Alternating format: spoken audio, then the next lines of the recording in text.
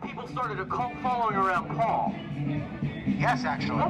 Did Paul ever talk about that? If that really happened, did he want that or not? I don't follow what he means. In 1 Corinthians, Paul says, some of you say, I follow Paul, some of you say, I follow Apollos, and he said, is Christ divided? You should say, I follow Christ.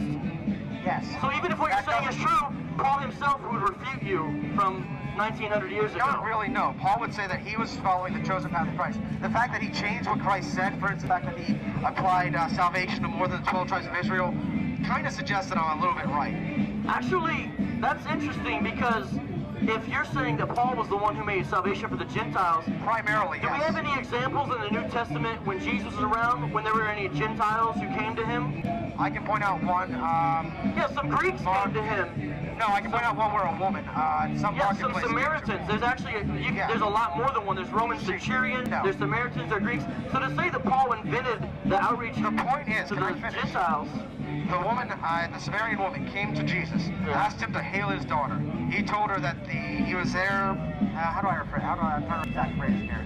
He basically said, in paraphrasing, that he came only to save the 12 tribes. That she was a dog, and that dogs were not worthy of the full meal of Jesus. So he threw her the scraps after she begged and pleaded with him. And the scraps were saving her, healing his daughter, but not necessarily saving her soul. The fact of the matter is, Jesus iterated that he did not come to save the Gentiles, but only the 12 tribes of Israel. If Jesus did come to save the Gentiles, then he has to be lying in that passage. Well, the cool thing is that the gospel is for Jew and Gentile, and if you're a Jew or a Gentile, Jesus still saves today, and he can transform you just like he did Paul. But if he was saying that, then he's still lying, because that one section does say that he did not come to save him. Let me ask you this, Matthew 28:19 and 20, Jesus' last words, he says, go ye therefore into all the world and preach the gospel to all nations. That word nations in Greek is ethnos, which doesn't mean geographical, it means literally, it's where we get the word ethnicity from. So do you think Jesus had a worldwide intention or just Jews in mind then? The answer is that Jesus... I believe Jesus had primarily a local point of view. I have to remember that exact quote. I don't have a Bible on me. I don't quite remember my biblical history, but I do know there's some parts of Matthew which were later added. Yeah, I have to take a look at it. Matthew 28:19 and 20. Actually, Joe would better be able to describe that, but Joe isn't around. That's all good. Get it, yeah. What does a godless system have to offer? Nothing except for living the life of a scoffer. Listen, I'm a gospel hip-hopper. Yes, a Christian, but not a Pied Popper. Listen, so I spit this like John Piper. Grab the mic, I used to like the lighter, but now I'm switched up. God fixed me like MacGyver. Isa, erupting with the gospel like a geyser. Listen, I don't claim to be wiser like Bud. Listen up, Bud, or Budette. God will make you grow like a chia pet if you get inside of him like a Corvette. Freaking extraordinary. Okay, yeah, the Richard Carrier extraordinary claims require extraordinary evidence. I got you. So let me ask you this. Well, where is it? What evidence Where is it? do you want for the resurrection? Where is it? Tell me what would help you. What's some evidence for the Evidence that resurrection? the natural order has been disturbed. Okay, is the claim to the resurrection... Not just eyewitness testimony of people who actually believe that he was the Messiah already. Does anyone think the claim to the resurrection is that Jesus was naturally raised from the dead? Does anyone think that's the claim? But you would be able to see that the natural order was disturbed. Yeah, the claim is not Jesus was naturally raised from the dead. I didn't say that. Okay. I said he was... It's a disturbance in the natural order. They call it that. You'd be able to see that. Unfortunately, I see no reason to believe that. Let me ask you this then. If Jesus did not raise from the dead, then how come every example of the earliest preaching we have of any Christian message always centers around Jesus being raised from the dead, and it took place within Jerusalem? Mithra had the same thing. Oh, tell me about Mithra's resurrection. Mithra had a resurrection? Horus, tell me about it. Horus had a resurrection. Tell me about Horus's. Could you tell me about Horus's resurrection, please? Yes, Horus was resurrected by his father, supposedly. Actually, you're wrong. Isis pieced him back together. No, technically that's Osiris, and it depends on what you're going. You know why? Because there's varying legends of all these things. There's varying legends of None of Jesus. them match. Why the hell would you believe in the four Gospels? Because those legends have nothing to do. 300 years ago, a bunch of men got together and figured out which ones were correct, right? 300 years ago? Excuse me, 300 C, which is 1700 years ago. Have you? 300 AD, that somebody supposedly... Have you ever heard of the Muratorian canon? Have you ever heard of the Muratorian canon? I'm sorry? A canonical list dating from 160. Have you ever heard about that? No, I haven't. It's a list of books that belong in the Bible from 160, and it almost matches identically to the current 27 we have. 160 is somewhat before 325. The other Gospels, too. Yeah. Explain to me the other Gospels. Some other Gospels were on the list. What I'm saying is, you're saying that we decided what books go in the Bible in 300, which is a false claim. New Testament. No, that's what I'm saying. Your claim is wrong. It was long before that. That's not true at all. That was what one sect said. And there were still other people who disagreed with that. And then we're called heretics at councils. So do you think for a gospel to be a candidate to be inclusion in the canon, that I don't think it would it's true to begin with at all, so okay, well then, it's pointless. You're right, it is pointless for you to make that point, but here's what it would have to do. It would have to be within the lifetime of the witnesses. And can you name me any gospel that's in the Bible that was within the lifetime of the witnesses? Maybe just... Top of my head, but... Well, there are none. Find me that John, for instance, the Gospel of John was actually within the lifetime of Jesus. Do you know what the earliest manuscript of the New Testament we have extant today is? No, that's the first gospel written. You're confusing the question. What I'm saying is the earliest manuscript fragment we have it's called Papyrus 52, and it dates from 125.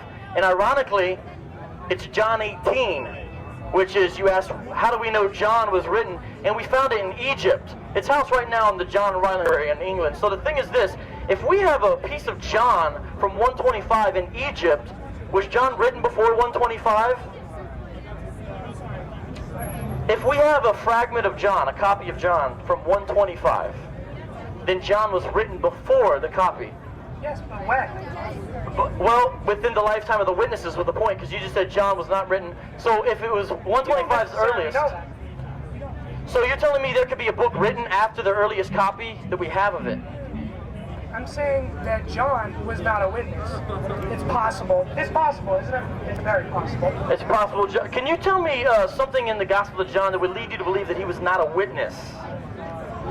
I don't even think any of it is true. No, but you made a claim. That's cool. You don't have to think it's true. I'm making that up. I don't believe any of it is true. So, but you're just saying stuff without evidence then? Not necessarily. Well, necessarily. If you're saying that John is not an eyewitness and then you have no reason to say that... There's no reason to believe he was a witness, is what I said. Actually, there are reasons, and the reasons would be that he has insider information that would be known by a local in Palestine or Judea during the first century. It's not possible they can be, done by oral tradition. It's not possible at all. Of course, oral tradition played a role in the gospel. No one's saying it's not. But can you name any other author that the church ever said, maybe this guy wrote John, maybe a different author that they thought was a candidate? No, but the church exactly. Used dogmatically. John is the only one we ever put up for the candidate currently attached to his name. If we don't know who wrote it, why not a competing tradition? And people don't necessarily think that John was an eyewitness. There's other historians that would say he's not an eyewitness. Let me ask you this. Do Christians have a problem with someone being able to document some per eyewitnesses, but maybe not necessarily being an eyewitness? Do we have a problem with that? Matthew and John are the only two gospels that claim to be direct eyewitnesses. So my point is, we don't have to say, Mark, we never claimed to be an eyewitness.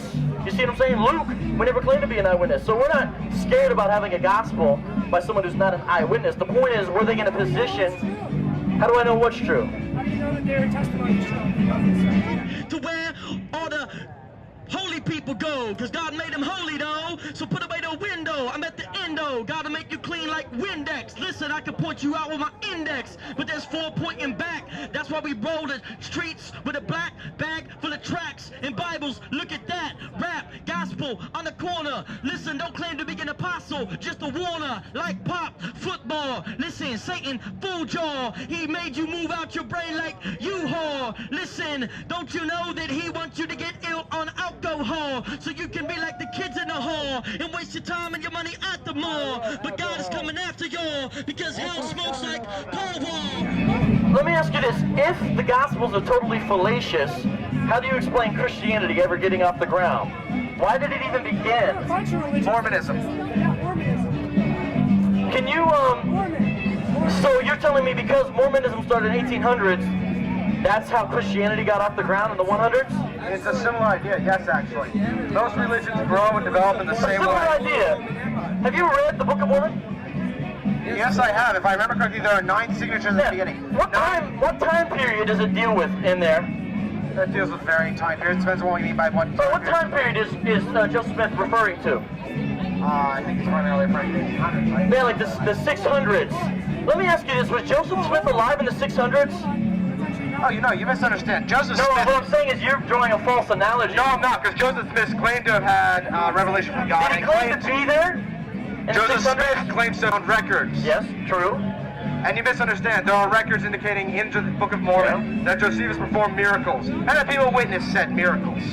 You have people who say they certify that the Book of Mormon is correct and legitimate. That's all I'm saying. Is You don't claim anyone. No one claims to have been there, though, and that's why you have a false analogy. With Actually, yes, there does, because you see in the original documents that Joseph Smith quotes, that person was supposedly there. So yes, you do. Do you mean the apparition, the deceased angel? No, I'm talking about the tablets he supposedly found. According to those tablets, they spoke of the time of about 6. Let me ask you this: does that have a chance of being true? It has at least as chance as yours Really? does. So Yes. it's possible that Native Americans wrote in Reformed Egyptian on gold tablets with the language? That's possible? Is it possible somebody walked on water? Is it possible that somebody turned water into wine? Number one, you didn't answer the question. Number two, Well, yes, I it's did. not possible. I'm answering the question by saying it's as possible as it is yours. It is as possible and as clear as it is your religion. That's what I'm saying. That's where our difference is it's impossible for that set of things to happen. I see. It's But- impossible for Native Americans to write ancient Egyptian, but it's not possible for somebody to walk on water. Let me ask you this, if there is a God, I'm not saying you believe there is, then is a miracle claim ludicrous? Because once you got No, it is God, not. you've got to have miracles. In of itself, it is not. However, Right. there's evidence to prove that that miracle did in fact That's what I'm transpire. saying. No one is claiming Jesus naturally walked on water. The claim is Jesus supernaturally walked on water, And that's the point. exhibiting his divine power. Here's the real question. Did the resurrection happen? That's the real question. If this happened, every other claim is backed up. Do you concede my point then, that the same events were miracle acts? And I don't think the tablets were in Egyptian. I think it was Josephus read a scroll which suggested where they were. The original tablets. He said they were a reformed Egyptian. That was the claim he made. And they were on gold. I'm trying to remember. But anyway, more to the point. No Native Americans that we know of had a written language before we got here, so that'd be one problem. Whoa, no, that's not true. Apaches had original language. Well, it wasn't. I actually have Egyptian. No, it wasn't, but that doesn't change the fact that Right. God could still miraculously done that. It doesn't change the fact that these could be very well miracles to the same degree that you're talking about. It's much more likely that they would suddenly have a grasp of Egyptian. That seems a lot more likely than somebody literally defying the laws of physics. No, it doesn't, because there's actually... That could at the very least just be telepathy, but even that I don't believe in. All right. Here's the real question. Why did Christianity ever get off the ground? That's what I'm saying. If you believe Jesus was a fraud, like all the other false Well, I don't believe messiahs- he was a fraud. I believe that people added more to him than what was there. Okay, that's respectable. I understand where you're coming from, but the question is, why did people putting layers of tradition upon this guy, why did that make this church boom fairly rapidly within the time frame when he said he lived? Because people wanted to believe. Did people want to believe Mithras, the cult of Mithras? Some did, yes. Where are those people today? They died out because other cults overrode it, because other cults became more powerful and stronger. Why did Mithras have no sustainability in your view? A combination of reasons. There's not one. You have the fact that one, you have a large rise of Christianity. People quickly become Christians. Due to the nature of Christianity, it pushes out the other religions. You're right. Why had a did faster Christianity, why was it so robust enough to push out the other religions, who most of us here have never heard of? Only Christianity survived, and you gotta ask yourself, growth. Because why? of the nature of Christianity. So don't front this. This is true. I explore the gospel like Columbus, Christopher, ripping the gospel tracks. Back in the day, I used to graph on the train tracks, but now my priorities are flipped. Listen, get with this. Don't claim to be a sick lyricist, except for I once had a sin sickness that exists inside my wind, like syphilis. I met windpipe. Listen, men need to get right, or they get bent right, like an angle. Don't claim to be an angel, but you can try any angle, but you need to try the triune God. Listen, he's ill, his style's hot like Rod. Listen, you can be Rowdy Piper, gotta make it live like a wire. You claim to be flyer, but when you die, you're nothing but a maggot. So stop telling sick jokes like Bob Saget. The Bible, I grab it and drag it. If you think there ain't no God, you a trick, silly rabbit. Christianity rewards those who goes out and preach it. And in fact, Christianity rewards those who convert others. So does the call of all these other folks, though. Not to the same degree. Let me ask you this, what's the reward of Christianity in the first century? What would that reward be? Everlasting life, according to you, a life of blissful But how about temporal benefits of the first century? You're a first century follower of Jesus. What's your temporal benefit to believing this and preaching it? Eternal life, according to your own scripture. You would probably be killed or jailed. Do you agree with this? Yes, but do you forget the fact that you would still have eternal life? And if you believe the scriptures are correct, you would still choose eternal life over a finite period of time. But again, just because you believe it's correct does not actually mean it is correct. No one's arguing that, Rocco. No. No one thinks because you think something is correct, it's correct. Otherwise, we'd agree with you. No one thinks that. But the real question is, how do you get Christianity off the ground with this giant weight of myth attached to it when you're saying Jesus is risen right in Jerusalem, right there? People did not think it was myth. They didn't think it was myth? No, a lot of them didn't. A lot of people believe what these people are preaching. A lot of people believe what they were sold. So you say people wanted to believe it. Let me ask you this. What was Paul's motivation for believing the gospel? Probably a combination of things. One of them would be his, again, desire to believe. His desire to believe that the person who he thought had come to him was real. That his whole vision was in fact realistic. I see similar things again with other religions. So Paul went from hating Christians, viewing it as a heretical sect.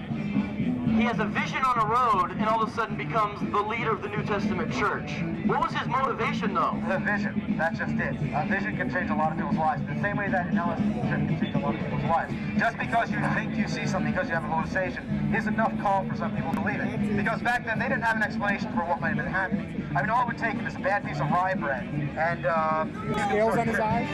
Because Paul had a vision similar to an LSD trip, all of a sudden he changed his whole life and became a leader of this new faith. Because if you had a vision of a guy talking to you, would you do that? But that's just it. You're not talking about me. You're talking about somebody else. You're talking about somebody who didn't have the same knowledge I do, who didn't have the same I do. And somebody who very well might have not had really much of anything in life, maybe worldly possessions, but might have been lacking something, quote-unquote, spiritual, something emotional. He lacked a certain connection, a certain purpose in life. All of a sudden you get this sudden vision that screams to you purpose. Whether that purpose is real or not, people are still...